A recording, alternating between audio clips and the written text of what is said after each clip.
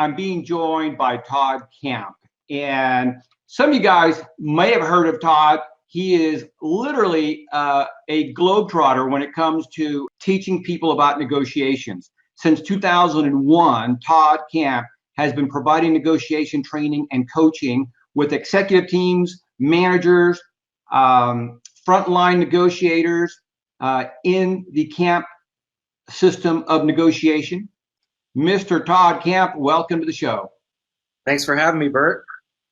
All right, so you know what, we were texting before the show started, and so I want to start off with this because I think this is one of those areas where we as humans immediately start to I don't know, mess up a little bit. So you said to me, verb-led questions are dangerous. So right. Talk about this. Why are verb-led questions dangerous? Well, so there's a few reasons. One, for the highly trained negotiator on the other side of the table, when you ask a verb-led question, there's really three answers if they're disciplined, which are yes, no, and maybe. Maybe is the most dangerous answer we can get. Yes, if it's counterfeit and it's not really a yes, it's premature, that can be highly dangerous as well. And no, we feel is the safest decision because it keeps the status quo and no one really has to take any course of action. So verb-led questions, we typically only ask them if they're very low risk, or if we already know the answer in advance, or if we're trying to fine-tune details, or if agreement's already been reached. So we try to avoid verb-leds because they really restrict vision creating, where interrogatives or open-ended questions, some people like to call them, really expand people's vision when they're discussing the topic that has been brought to their attention. So getting into the other person's world is a very, very important element of our system. And so when you ask an interrogative, you literally live in their world during the time that they explain their answer. And that also allows them to see things they normally wouldn't see. So we prefer interrogatives at every turn if we can use them. Yeah. So these open-ended questions, these interrogatives, as you're talking about, really allows that individual to open up and sometimes reveal a little bit about themselves, maybe reveal why they're at the table with you. Maybe they might reveal some unknown element that might help you out. Yeah. Is that right? Well, exactly. So when we start a negotiation, in our system, we have something called mission and purpose, which is really where we want to identify exactly what it is we can provide the other party that's in their world to their benefit and how we can provide that.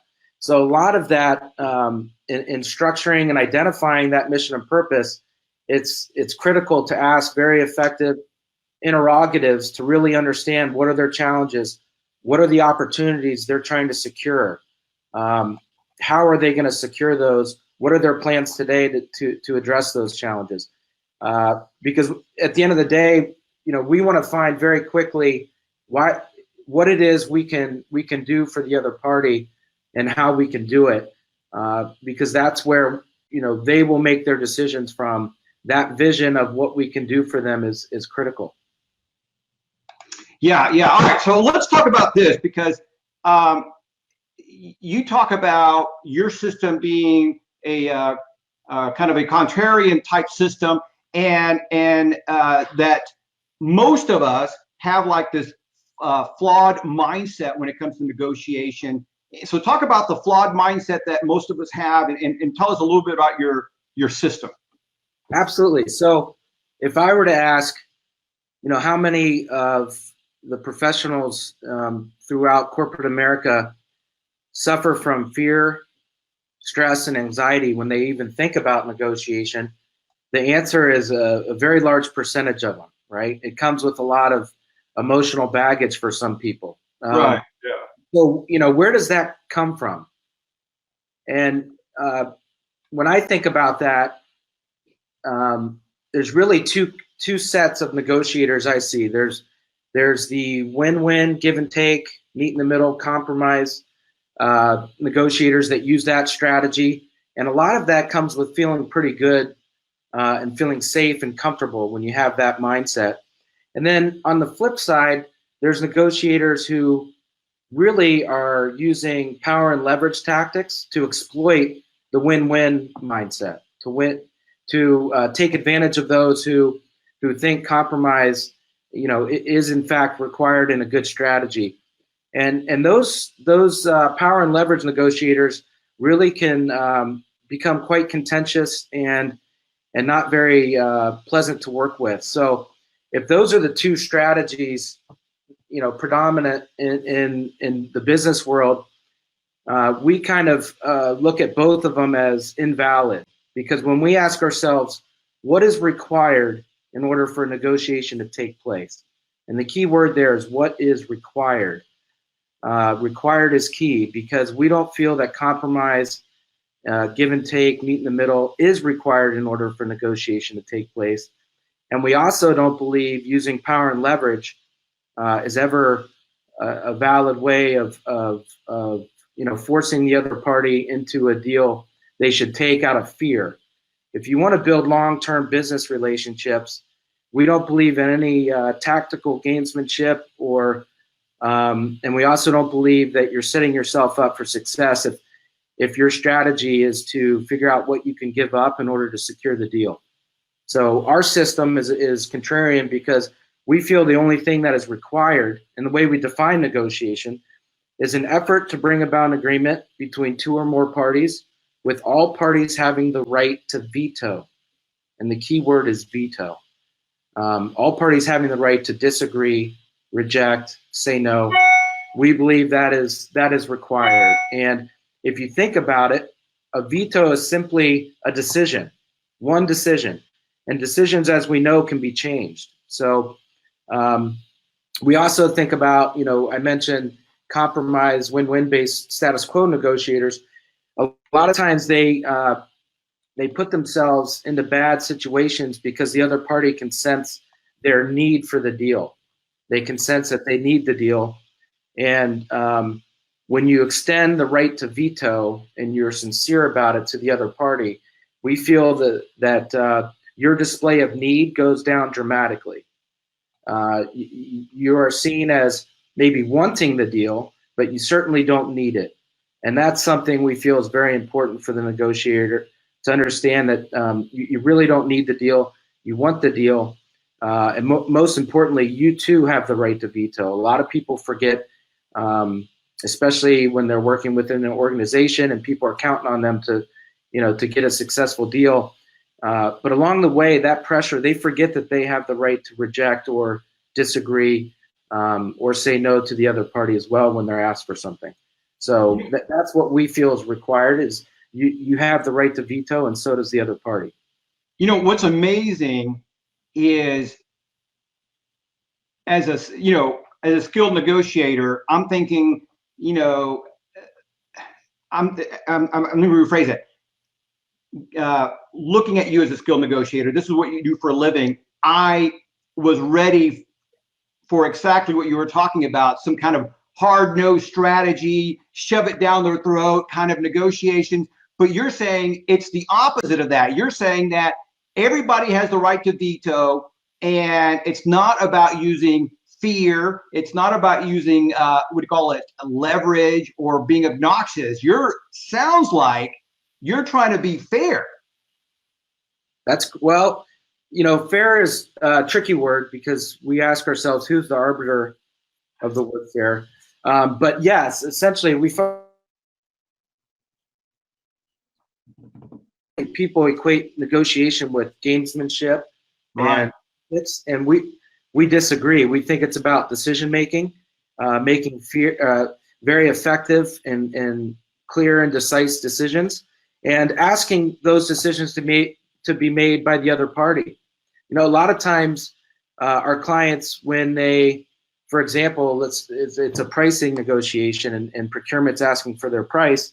And so once the proposal and the price is given to the other party, there'll be a counter. Right. The procurement team will come back and say, well, listen, we're going to need you to discount by X%, or, there's others we're looking at. If you don't drop your price, you're going to lose this deal. And what we find is that's not a decision. I mean, everybody wants a better price, right? Sure. They're not, when they counter or when they make those types of statements, we don't see that as a clear and concise decision. So what we typically do is coach our teams to ask if in fact that procurement team or person is officially rejecting on behalf of their organization the proposal that's on the table. We usually ask them. And that off the cuff question usually takes people a little bit by surprise.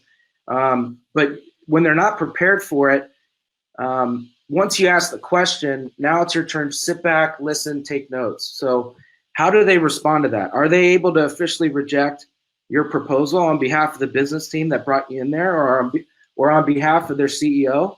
Or are they simply playing a game because they get graded on seeing how many concessions they can get or how big of a concession they can drive? Right. So that's a little bit about what we do is really focus on decision making, both our side and asking for the other party to make clear and concise decisions as well, because that lets us know exactly where we stand.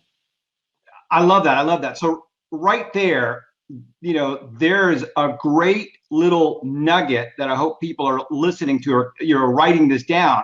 So you're negotiating, whatever, an advertising contract, you're negotiating any kind of agreement, and that person rejects your offer or whatever, then you can come back and say, is that an official rejection from your organization? Wow, that's like. Yeah, well, when they come back and they say, listen, you got to do better. That's not in our budget, or, this is a competitive situation. We're looking at other firms, they're 20% less than your price.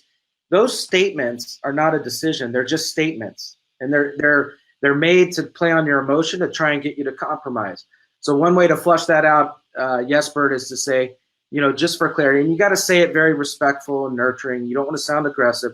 Right. But it is Bert to say, yes, I'm sorry, just for clarity, because this clarity will be very helpful to me and my team internally.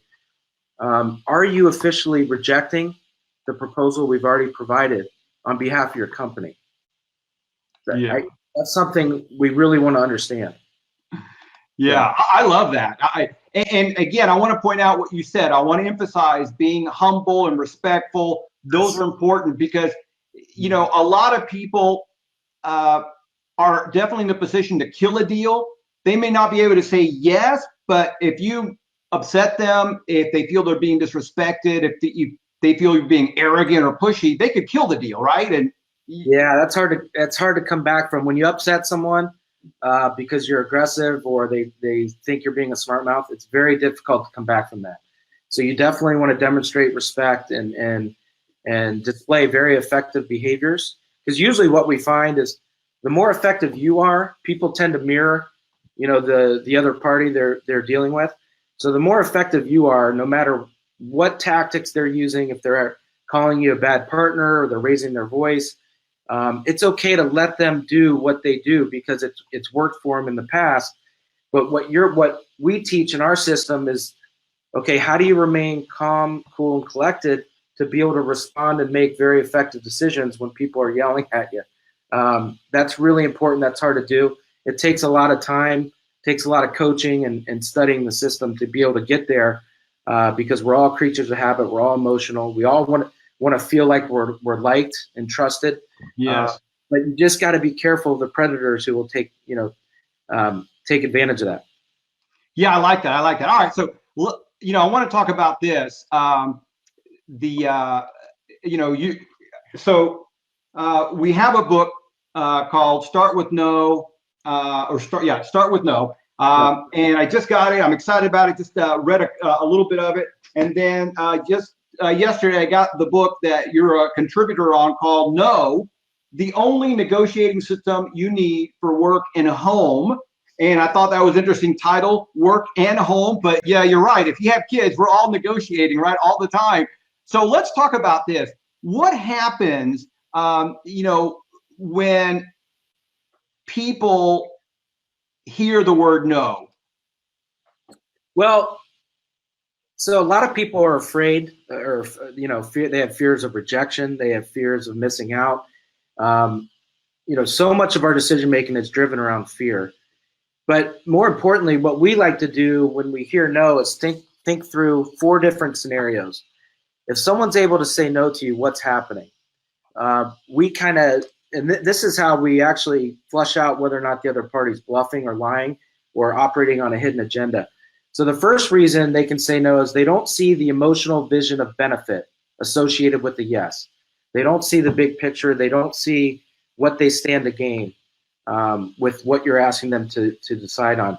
A second reason they can say no is they don't have the data to support the emotional vision.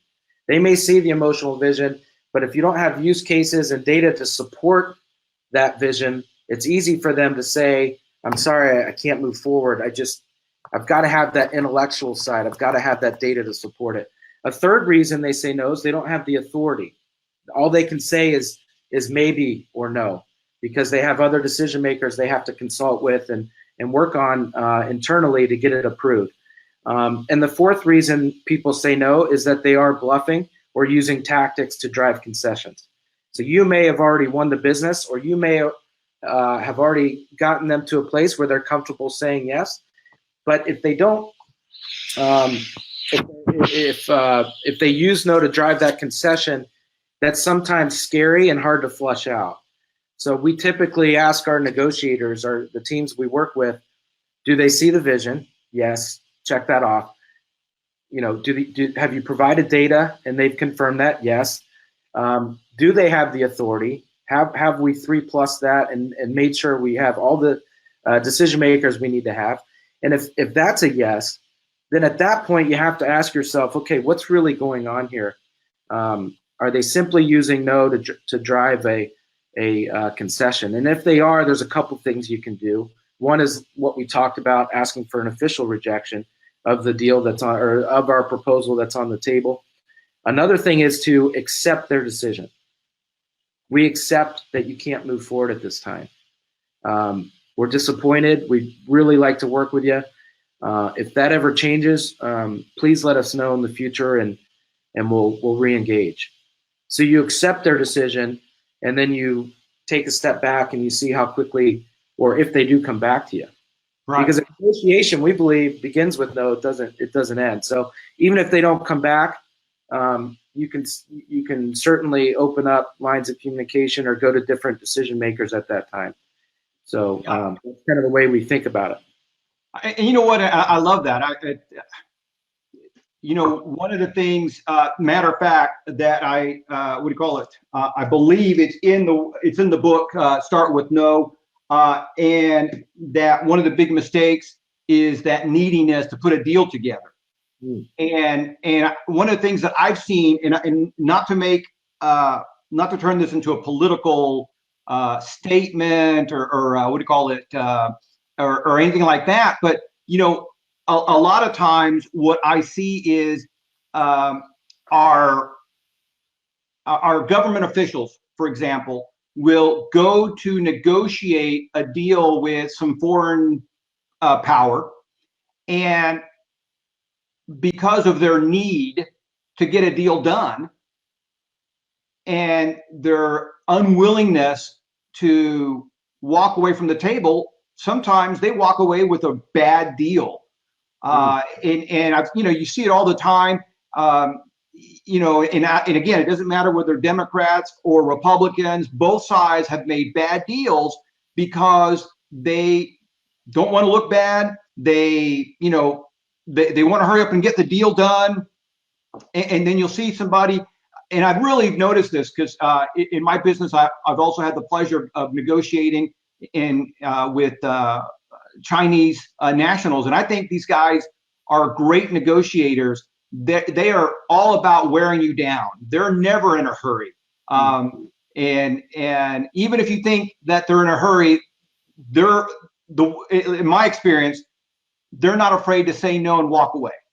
And for a lot of people, that's just too weird. Yeah, I mean, Politics is a completely different environment where I think give and take and bargaining and all types of different things that I don't really equate to be just negotiation.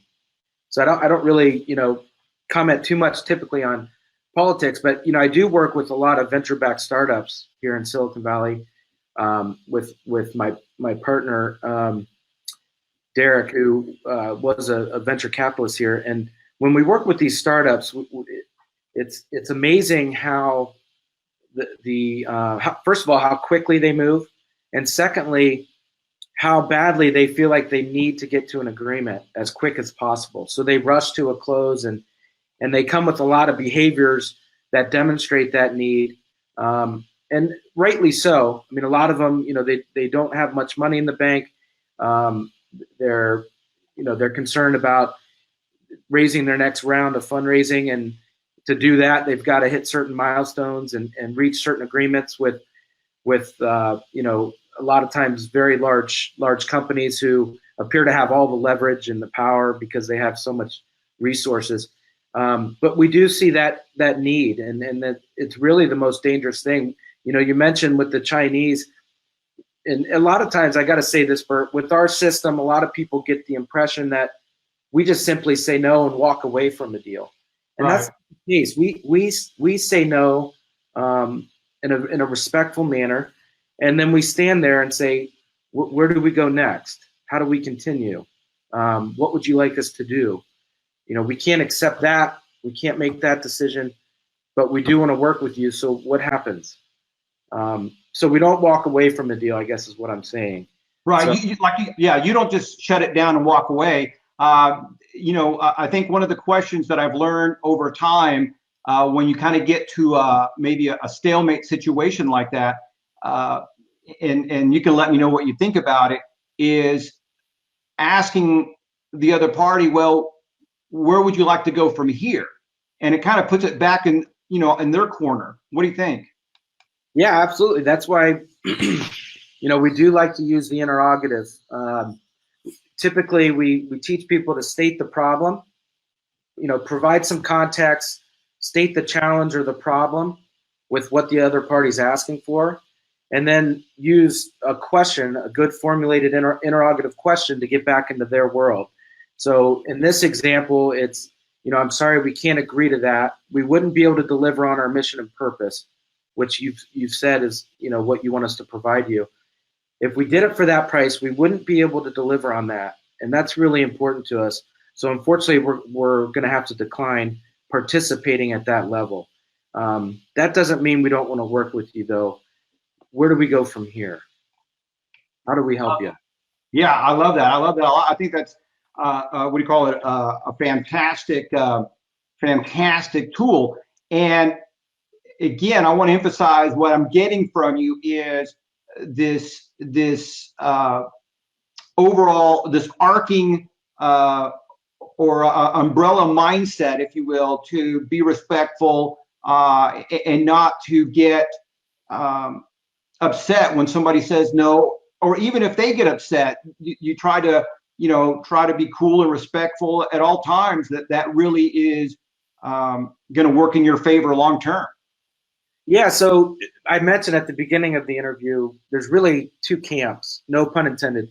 There's the negotiators who want to be comfortable and they feel the need to be liked, and a lot of times they think about what they're willing to give up in order to secure the deal. And then there's the bullying type, hard chargers who, raise their voice and they really drive a hard bargain and demand things and sometimes even call you names or make you feel very uncomfortable. And both of those types of negotiators, we feel lack a valid system or a valid mindset in terms of what negotiation is. We feel all human beings want to be liked. We want you to change your mindset as a negotiator and shift it from wanting to be liked to wanting to be respected and seen as highly effective. If the other party respects you and they see you as highly effective, and you deliver on your mission and purpose, you deliver on what you say you're going to do to help them, you're going to be liked. They're going to trust. That builds trust. Trust and being liked, in my opinion, are results that you earn over a period of time. So if they respect you, you're highly effective, and you deliver what you say you're going to deliver, they are going to like you. They're going to want to work with you again, and they're going to trust you. And to me, that's the way to build long-term relationships. And Bert, I got to tell you, you can display those behaviors and use our system, and build really good relationships with the bully, with the company, or the the alpha ego maniac across the table. You can build a long-term relationship with them, but you have to stay disciplined. Don't let them get in your head. Remain true to the system. Ask them to make decisions, and also with clarity state the decisions that you cannot accept that bully or that strong arm tactic is asking you to make. But it's hard to do because we're emotional creatures. Sure. No, absolutely. One of the things that I appreciate about what we just said regarding the alpha male or the alpha female is that they will respect consistency. They respect somebody who can remain calm and who is strong. I mean, it's somebody who is, if they see that they can't bully you, they will eventually respect you and see you as a peer because you're like them. You're not being pushed around. And so I think that works in your favor. Let's talk about this real quick. What do you see as far as the biggest mistakes that business owners, negotiators, in general, what are some of the big mistakes that you see out there? Yeah, so, well, there's a couple things. First, I'd like to talk about emails because this is something your viewers can apply immediately. If you go and if they go to their emails and look at kind of what they're writing, we like to do emails in a very different pattern. So we try and state the purpose of the email, provide one line of context, state the problem that we're up against, and then ask a question. So state the problem, ask a question, end of email. So we try and limit our emails to 5 or fewer sentences. And one way to do that, if you go and look at your email, a lot of times people put things in to make themselves feel good about them or to make themselves feel good about their company or their offering. And usually what we do is have people strip all of that out. If it's in there to make you feel good about yourself, take it out. And we want you to be very effective in terms of what you're communicating. Make it clear, concise, simple, very short, because those are the emails that get responses. So, and a lot of negotiating these days takes place over email. So that's one thing. It's interesting that you said that, because that was actually one of my follow-up questions today is how do do you like to negotiate with email? And so you answered that.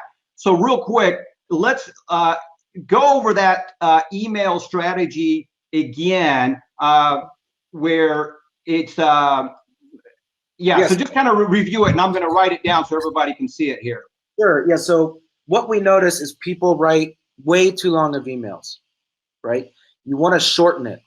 And one way to do that is to write your email and then take everything out of it that is in there to make yourself feel good or feel safe or comfortable.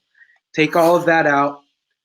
Focus on the purpose of the email, what the problem or problems are that you're trying to address in this email, and then either ask a question. If we're trying to get feedback from the other party, ask a question, interrogative question. Or if you want them to make a decision in the email, ask how acceptable is this? So you present what you want them to reject or embrace, and then you say how acceptable is that? And you stop there. A lot of times we'll see people use verb-led questions in emails, which is very dangerous, as we mentioned earlier. Yes, no, and maybe. It kind of restricts vision creation. So we prefer interrogatives. And we also see people end emails with, let me know what you think. I hope this works for you. Look forward to hearing from you. And so ending the email with a statement is a lot of times people, they don't react to it the same way as they would if there's a good interrogative or a decision being asked of them to make. When they see a statement, they feel like, you know what, remember, people have emails coming in nonstop. So when there's no action item, there's no to do at the end, they get back to it, they let it slide, they let it slip and fall underneath all these other emails. And typically you don't hear from them for a while. So you end up having to call them or send another email. So, that's really what we try and do is be much more effective with our communication and electronically. Yeah, I love that. And I want to clarify it. So I think this is what you mean, that when we write stuff about ourselves to make ourselves, feel good or whatever, you're talking about, hey, I've negotiated deals for 20 years and I'm a veteran business person and blah, blah, blah, blah, me. And you're saying they don't care. That doesn't matter. Get all that stuff out of there. And it should just be very short. It could be, hey, this is what the email's about. Here's my, call it an offer or a suggestion. And are you okay with this? I think is what the phrase you used. How acceptable is this? How acceptable is this? What a big difference. How acceptable is this? Because they're either going to say yes or no. How acceptable is this? Actually, how acceptable is this is one of those open-ended questions almost. Am I right? Because they could say, hey, you know what? It's not 100% acceptable. It's this or it's that. So what kind of response are you hoping to get from how acceptable is this? Yeah, so interrogatives: who, what, how, where, when, why. When you use a how question, that's asking for detail from the other party. And that usually helps focus them and think about their response. What questions are also very, highly effective? What would you like to do next? What is the best way to proceed? What would you like us to do? What would you like to see from me? How will that help? Those types of questions are very, like I said, vision creating. People have to think to themselves, well, how do I want them to proceed? What is the best thing for them to do for me? Versus, is this okay? Is this okay? No, it's not. I don't know. Maybe it is, but they don't expand, and it also kills their internal. We all talk to ourselves internally, and when you ask someone a verb lead, the talking that goes inside their head is very minimum. It doesn't last too long. So that's why we use the interrogative. Well, and the other thing about, is this okay? It's almost white noise nowadays, right? It's almost like me saying, hey, Todd, how's it going? It's like, it's that filler. It's like, let's get, it's almost like a non-phrase, if you will. I mean, we hear it so much that we're almost blind and deaf to it. Hey, since we're short on time, Todd, I want to talk about this real quick. I want to talk about the kind of work that you do with your clients. Like I mentioned in the intro, you travel the world. You do a lot of speaking, a lot of training. So if somebody wants to hire you, want to work with you, how do you work with clients? Yeah, sure. So our core business model is coaching. So our founder, my dad, who wrote the book Start With No, he was very adamant that he wanted to be able to take responsibility for what we teach and we train people in. And the best way to do that is to get in the trenches and really get in the weeds with our clients and work with them from anywhere from 6 months to 2 years. The majority of our clients come back to us. So the way we work is alongside of them, talking through the real deals they're working on, helping them prepare what to say, how to say it. And then once they execute, we regroup, we debrief what transpired, and then we help them design and work on the next agenda. And we do that throughout the life of the negotiation, no matter how important or critical the topic or the deal is. We do that, as a sounding board and really collaborating with them. Now, the other party doesn't know we're there. They don't know that we're helping, but so that's really the way we work. We also we'll go on site and do a workshop for a team or a company. But we only do those for companies where everyone there is dealing with the same issues or the same problems, because that's where we feel like, people get the most out of their training dollar is if it's in that type of environment. It's tough to do public seminars because you have so many different people from so many different types of companies with so many different types of problems. It's really hard to get into their world, so we don't really do those too much.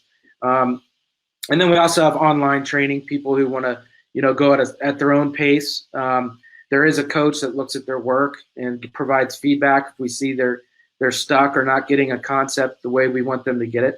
But our primary business is coaching. We can't scale our time, so we don't reach as many people as a lot of other negotiation training firms. But what we do is scale our clients' successes, and that's what's important to us as coaches. Yeah, no, I like that. And it's interesting. I can't remember who said this. I think several salespeople.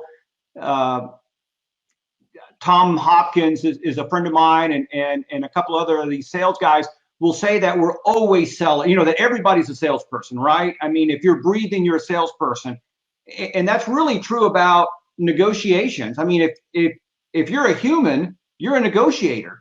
If someone's asking you to make a decision, or if you're asking someone to make a decision, you are in a negotiation. So yeah, I love that. Again, in the kitchen or in the boardroom, whatever, you have kids, you're a negotiator. I love that. All right, so my final question, and again, this is, I believe, and again, I haven't gone through the entire book, start with no, but I believe that that your system is not a big fan of the win-win scenario. We talked about that a little bit. In fact, I think you guys call it the win-wimp scenario. Is that right, or something like that? Talk about that. Yeah, hold on. My computer's getting ready to die. Let me plug in. Oh, I love it. Yeah, so win-win. Here's our feeling on win-win. We think, first of all, it's a result that you don't know if you attain. I mean, it'd be a perfect world if win-win was truly accomplishable. But the problem is, it's a result. You can't manage results. All you can manage are your activities, your behaviors, and the decisions you make. Win-win, you don't know if you attain that, usually until months, years down the road, when both parties have had the chance to deliver what they said they're going to deliver, to execute their side of the deal. You don't know if you're going to have it until then. So many times I hear win-win. It scares me because the deal's going to end up in the courtroom or in some kind of legal proceeding, because usually someone's there to take advantage of that mindset, because it usually, when people hear win-win, they think, okay, we're both going to give and take. We're both willing to compromise something in order to get the deal that's mutually beneficial. That's just extremely dangerous because you don't know who is on the other side of the table. So compromise is not required. It happens, but it should be a really good business decision that's been thought out, not something that's done just because out of fear or you think you need to compromise to get the deal done.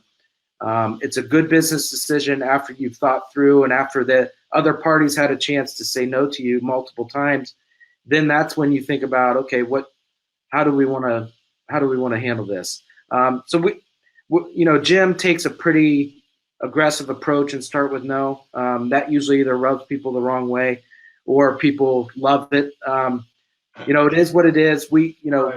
It was written a long time ago, but the more you study our system, because of our mission and purpose, which is set in the other party's world to their benefit, and the way we demonstrate respect, a lot of win-win negotiators, when they come to study and talk with us and get coaching, they see the point we are trying to make, and they understand that it's more important to focus on your system and what you can manage, which is yourself. You can't manage the other party. Yeah, I like that. So instead of just being focused on the result, as you're talking about, the really the thing that we have the least amount of control over, to really focus on what we do and how we stay in the zone and stay with, like you said, within our system. I like that, because ultimately you can't control the other party. They're going to do whatever they're going to do. And I also want to point out that I totally agree with the what do you call it, the the fact that a lot of these win-win scenarios do end up in court, or with hurt feelings, or with, you know, partners splitting up, because it's just a very difficult thing to really obtain. It's a unicorn, right? It just doesn't really exist. Yeah, I don't know what it means. I really don't. I don't know what it means either. You know, Todd, it's been a lot of fun having you on the show. Go ahead. Yeah, one last thing. People Sure. say, so if you don't believe in win-win, you know, what to you is a successful negotiation? And the way we always answer that is, to us, a successful negotiation is an agreement where we're able to deliver on our mission and purpose. We're able to deliver to the other party what we said we would deliver to them and execute on it. If we can do that, we believe that's a successful negotiation. Notice that has no talk of how much money or power, or it's everything we do is in the world of the other party. And people, that's a hard thing for people to grasp. Sure. Well, and that right there, I mean, you're not talking about money or power. Wait a minute. That's too weird. So I love the fact that you're trying to get in the other person's world. You're doing it with respect. And also, it's about delivering really the service and the quality that you promise. That's really an important thing, because as you and I both know, you can negotiate all sorts of stuff, but if all you're doing is focusing on price, sometimes the quality's not there, or the delivery is so late, it's the value is completely lost. So I love the fact that you're focusing on what really matters. And if people want to get a hold of you, I've been what do you call it? We've been flashing campnegotiations.com. Campnegotiations.com is the place to go to find out about your products, services, and stuff like that. Well, actually, they can go to Camp Negotiation Systems, or Start With No is actually a better address. We're in the middle of redoing our website, so campnegotiations.com will be live within the next 30 days. But right now, you can simply go to startwithno.com. All right, so Start With No, and I apologize because I can't type without looking. So startwithno.com. Startwithno.com is the place to go. Get the book. And again, Todd, it's been a blast getting to know you and having you on the show. I'm looking forward to catching up with you later. And again, thanks so much for stopping by. Yeah, Bert, thanks for having me. It's been a pleasure. All righty. We'll talk to everybody later. Thank you for joining us. Thank you.